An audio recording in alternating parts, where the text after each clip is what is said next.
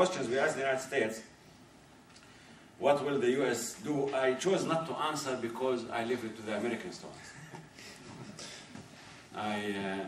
But what we want from them to answer, in December 8th, that was another historic day for Europe, 2009, the EU countries issued a statement in which they said 2 states on the 1967 borders with agreed swaps.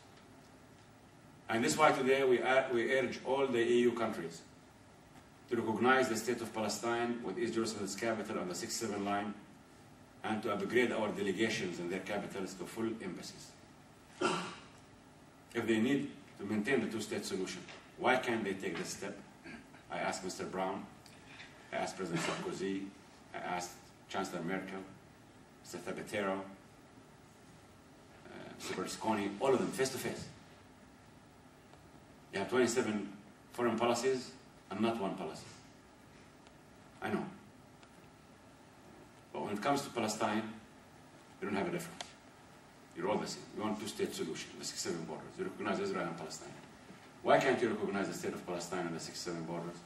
Why can't you make an effort with the British government to upgrade the delegation of Palestine to a full embassy so Palestinians can feel that they are moving forward in this peace process with teeth and not standing alone, and not to act with desperation and desperate acts, that diplomacy and politics and negotiations work.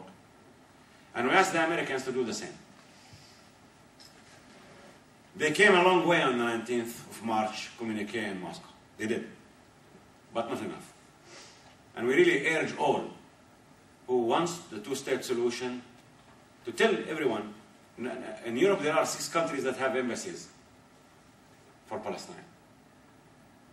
The ex-Eastern European countries, Czechia, Slovakia, Poland, Bulgaria, Sofia, there are embassies. They have recognized us and their recognition is maintained. So we have 21 nations in Europe that need to recognize us. Russia did recognize us. China did recognize us.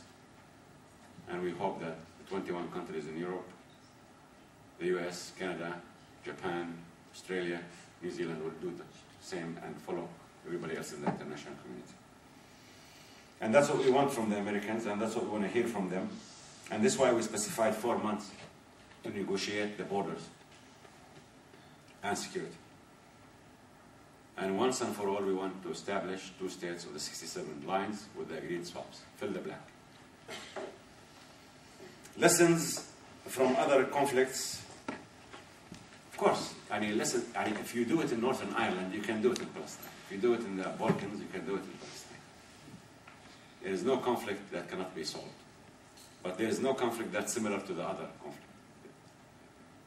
Similarities are in terms of the cost of the conflict, the pains of the conflict, the price of the conflict. But the relationships, the variables, Oslo, Asaf, was a turning point in Palestinian-Israeli relationships. There's nothing wrong with Oslo. Nothing. On the contrary, it constituted a huge step in the right direction. It was an agreement of 63 articles, none of which had any self-implementing mechanisms, except the negotiations. Unfortunately, because of the transformation we're going through, we faced difficulties due to the Israeli continued settlement activities, due to the slogan, no sacred dates, and due to some Palestinians trying to undermine this process by violence and so on, by regional actors who are worried about the 2-state solution outcome. And you need to convince everyone that the 2-state solution will serve their interests. Any more questions? Because if not, I will ask a question and answer you with a joke. Helpfully confused. Thank you very much again for inviting me. I really enjoyed every minute.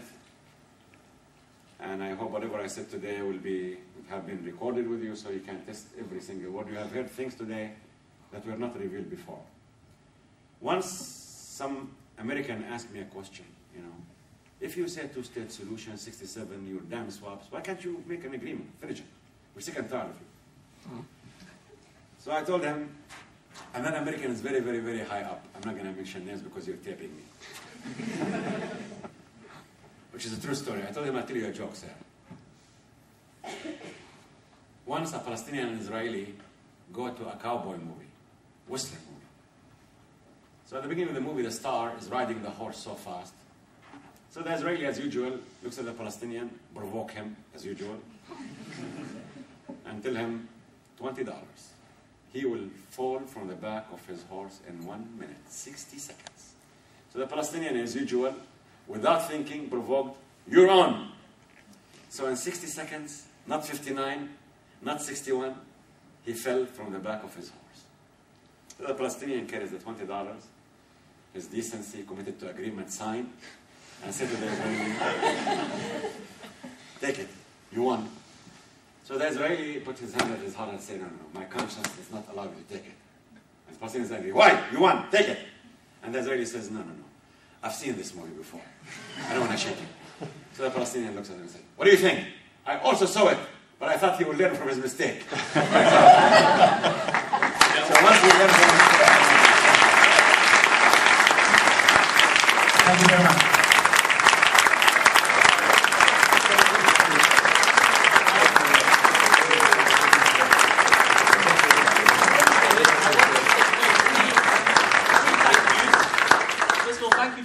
For organising the annual graduate lecture. I hope to see many back here next year for a great lecture. Second, thank you to you for being such an informed, engaged and challenging audience. It wouldn't have been the event it has been without your presence and your engagement. And finally, Dr. Erekat, I've spent a lot of time, about 8-9 years at this university, and I don't think I've spent such a thought-provoking 90 minutes on the campus. Thank you. So thank you very much, and a safe journey home. Thank you.